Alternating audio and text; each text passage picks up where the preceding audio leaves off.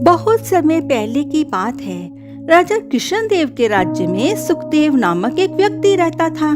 सुखदेव के बारे में ये बात अधिक प्रसिद्ध थी कि जो कोई भी सुबह सुबह उसका चेहरा देख लेता था, उसे पूरे दिन खाना नसीब नहीं होता था। उड़ती उड़ती ये बात कृष्णदेव राय तक भी पहुंच गई। उन्होंने सोचा इस बात की जांच करनी चाहिए। यही सोचकर उन्होंने सुखदेव को बुलाया और रात में खूब खातिरदारी करके अपने कक्ष में ही बिस्तर लगवा दिया। अगले दिन महाराज सुबह उठे और सुखदेव का चेहरा देखा।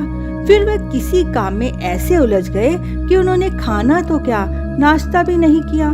दोपहर हो गई और महाराज के सामने खाना परोसा गया, लेकिन उनको महल में ऐसी घटनाएं घटती रही कि उन्हें खाना छोड़कर जाना पड़ा। शाम तक इसी तरह की घटनाएं घटती रहीं और महाराज को खाना नहीं मिला। उसी समय महाराज ने सोचा कि यह इंसान वाकई मनहूस है। उन्होंने तुरंत सिपाहियों को बुलवाया और सुखदेव को फांसी चढ़ाने का आदेश दे दिया। अब ये बात तेनालीरामा के कानों तक पहुंची तो वह निर्दोष सुखदेव के पास पहुंचे और बोले, यदि तुम्हें अपनी जान बचानी है तो जैसा मैं कहता हूँ वैसे ही तुम करना।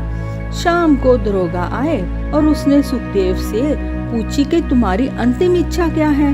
तो सुखदेव बोला, मैं सारी प्रजा के सामने ये बात कहना चाहता हूँ कि मैं मनहूस हूँ और जो मेरी शक्ल देख लेता है उसे भोजन नसीब नहीं होता।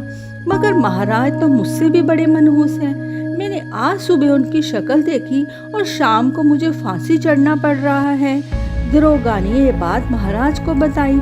ये बात सुनकर राजा को अपनी गलती का एहसास हुआ और उन्होंने फांसी की सजा रद्द कर दी।